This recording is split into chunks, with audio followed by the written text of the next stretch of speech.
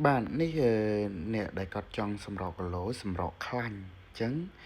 ជាអាហារមួយដែលជួយទី1គឺជួយសម្រកខ្លាញ់ពួកខ្លាញ់អាក្រក់ទី2ជួយទៅដល់ការគ្រប់គ្រងជាតិស្ករនៅក្នុងឈាមណាយើងគួរតែញ៉ាំបន្លែផ្លែឈើ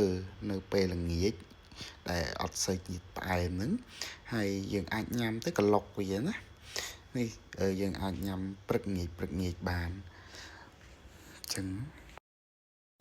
បាទបន្ទាប់មកយើងដាំទឹក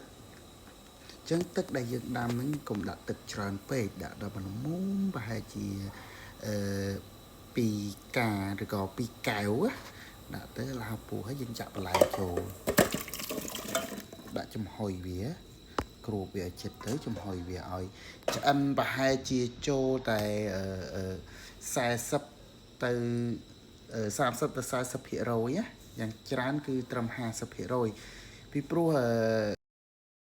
បាទពីព្រោះដោយសារការឆ្អិនពេកវាបាត់បង់នៅសារធាតុវីតាមីននិងសារធាតុជាច្រើនអញ្ចឹងយើងត្រូវដាក់ទឹកប៉ុណ្្នឹងទៅហើយមកល្មមយើងគ្របវាណាបាទអញ្ចឹងយើងដាក់ឲ្យវាពុះក្រោយពីការចាក់បន្លែរយៈពេលប្រហែលជា5ទៅ6នាទីឯងហើយយើងលើកចេញមកណាក្រោយពីការដាក់បន្លែទឹកពុះចូលទៅបែរខ្ទង់ជា5ទៅ6នាទីឯងហើយយើងទុកវាឲ្យត្រជាក់បាទក្រោយពីការទុកឲ្យត្រជាក់ហើយយើងយកមកកិនវាទៅធ្វើជាបន្លែណាទឹកនេះគឺបើសិនជាគាត់ចង់ហាត់ប្រាណយកសាច់ដុំយើងអាចបន្ថែមជាមួយនឹងសាច់ទ្រូងមាន់ស្ងោរបានណាដាក់ជុំមួយគ្នាប៉ុន្តែអ្នកហាត់ប្រាណភាគច្រើនយើងដាក់ទ្រូងមាន់ឲ្យបានច្រើនជាងបន្លែអញ្ចឹងដាក់ចឹងមកយើងកិនវាឲ្យមាត់យើងទុក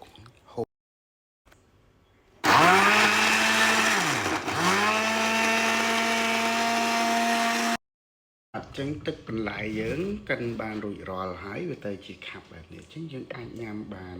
ដូចជាបបរអញ្ចឹងទឹកបន្លែនេះគឺជាអាហារបម្រុងរាងកាយការពារប្រព័ន្ធការពារជួយគេហៅថា general ទៅលើសុខភាពទូទៅណាគឺសុខភាពទូទៅរបស់យើងជាប្រចាំថ្ងៃយើងកង្វះធម្មពលឬក៏លើសស្ករគឺវាជួយគ្រប់គ្រងនៅតុល្យភាពនៃអាហារូបត្ថម្ភមិនឲ្យលើគីឡូពេកហើយក៏មិនឲ្យយើងនឹងស្គមពេកដែរណាមកល្មមនៅសុខភាពល្អអញ្ចឹងយើងធ្វើអាហារនេះញ៉ាំជាប្រចាំព្រឹកមួយកែវទៅមុនពេលអាហារយើងញ៉ាំមុនពេលអាហារអញ្ចឹងព្រឹកមួយកែវល្ងាចមួយកែវញ៉ាំមុនអាហារប្រហែលជា2-3នាទីទៅរួចហើយចាំយើងញ៉ាំអាហារអញ្ចឹងអានេះជួយច្រើនទៅលើសុខភាពរបស់យើងណាជួយគ្រប់គ្រងជាតិស្ករឲ្យនៅថឹងជួយកម្លាំងធម្មពលប្រចាំថ្ងៃរបស់យើងជួយទប់ស្កាត់ពួក radical អាក្រក់នៅក្នុងខ្លួនអញ្ចឹងជួយបំពេញបន្ថែមនៅអាហារូបត្ថម្ភប៉ុន្តែបញ្ជាក់មួយទៀតសម្រាប់អ្នកហាត់ប្រាណយកសាច់ដុំអញ្ចឹងយើងញ៉ាំអាហារហ្នឹង2ទៅ3ពេលណាហើយប៉ុន្តែថែមជាមួយនឹងទ្រូងមាន់ផង